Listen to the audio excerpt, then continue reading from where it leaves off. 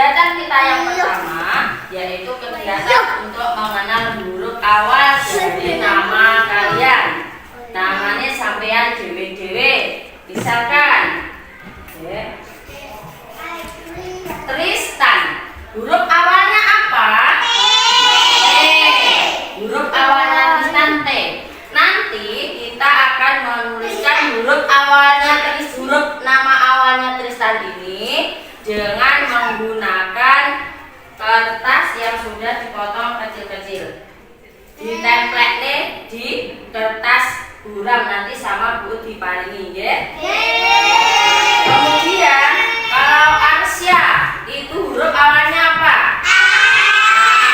Berarti nanti untuk Arsya yang ditulis huruf awalnya saja ya. Nah, untuk Kamila nanti juga menulis huruf awalnya dari namanya Kamila. Huruf apa Kamila? Huruf K. Pintar. Kemudian setelah menulis itu nanti ditempeli dengan kertas. Sudah mengerti? Sudah.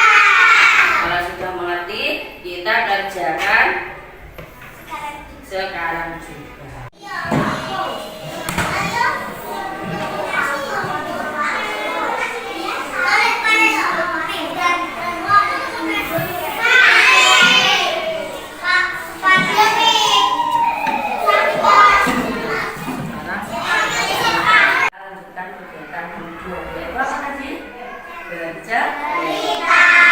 Guru punya cerita buat kalian semua. Hari ini guru akan bercerita. Hari ini guru akan mau mendengarkan cerita dari guru. Hari ini guru punya cerita yaitu tentang Pak Tani dan Kancil. Sudah pernah mendengarkan apa belum?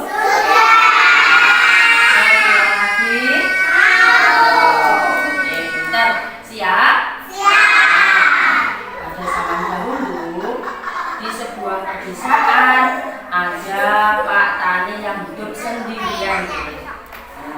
Hidupnya zaman dahulu di sebuah pedesaan itu hidup seorang Pak Tani. Pak Tani hidupnya sendirian di dalam rumahnya. Pak Tani memiliki kebun yang sangat luas. Nah, sebagai mata pencahariannya Pak Tani atau pekerjaannya Pak Tani itu berkebun setiap hari. Di kebunnya Pak Tani menanam dengan tanaman mentimun. Kita sing spesial mentimun. Kita makan mentimun. Iya rasane. Rasane seger nggih.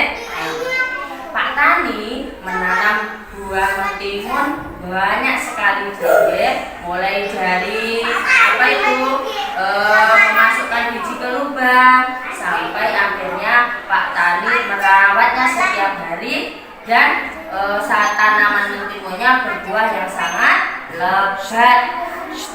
Buahnya sangat banyak sekali karena kebunnya luas. Pada suatu hari Pak Tani mau memanen mentimunnya untuk dijual ke pasar. Nah, dari rumah Pak Tani berangkat pagi-pagi.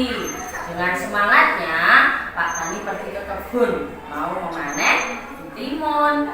Tetapi alangkah terkejutnya Pak Tani ketika sampai di kebun, tanaman mentimunnya rusak dan sudah dimakan oleh binatang. Pak Tani tidak tahu binatang apa yang memakan mentimunnya itu.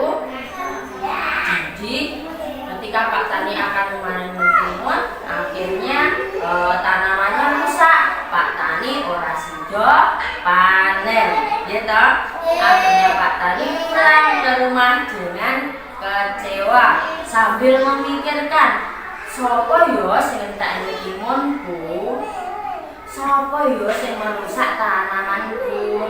Pak Tani berpikir seperti itu, gitu.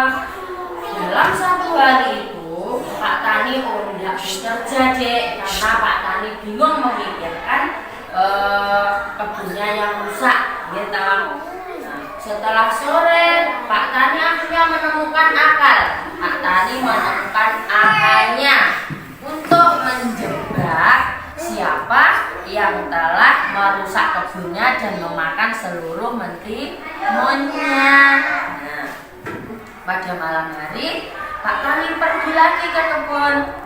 Nah, untuk memasang jebakan atau perangkat. Lek zaman biyen lek ngarangi dipasangi jiret, nggih ta, Dek?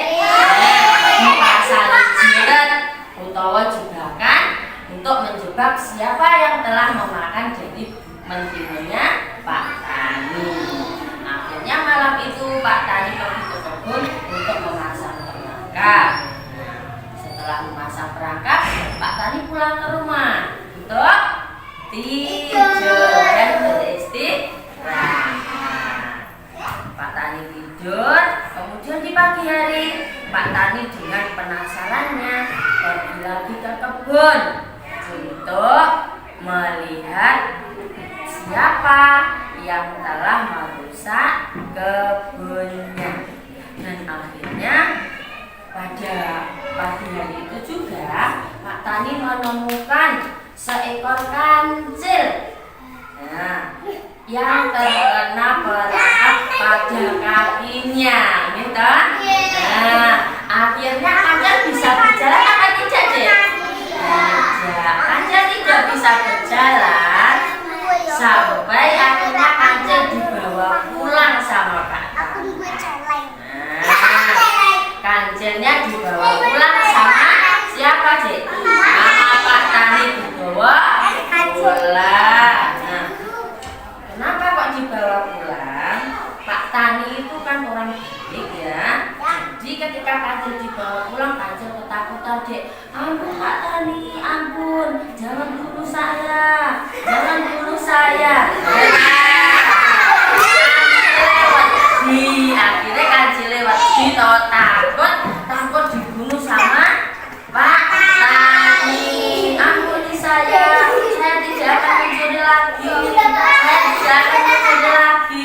Kancil bilang seperti itu, gitu. Akhirnya karena Pak Tani itu orang yang baik hati, kemudian Pak Tani memaafkan kancil. Dimaafkan sih semua kesalahannya kancil, tetapi dengan satu syarat. Nah, kancil tidak boleh mengulangi perbuatannya. Ora oleh mencuri lagi di kebunnya Pak Tani. Gitu.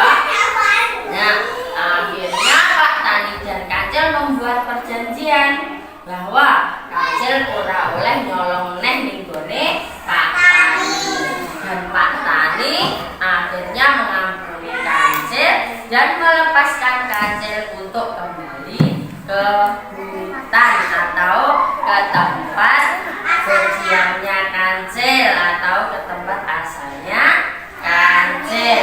Akhirnya Pak Tani dan kancil hidup secara damai. Kancil juga tidak suka mencuri. Kemudian Pak Tani kebunnya juga aman, tidak ada yang mencuri. Sekarang guru mau tanya sama kalian, ya, pesan apa yang bisa diambil dari cerita ini? Ya, pesan itu adalah apa ya, Cik? Pesan itu pesan atau yang dapat kalian ambil dari cerita ini bahwa satu, siapa yang tahu?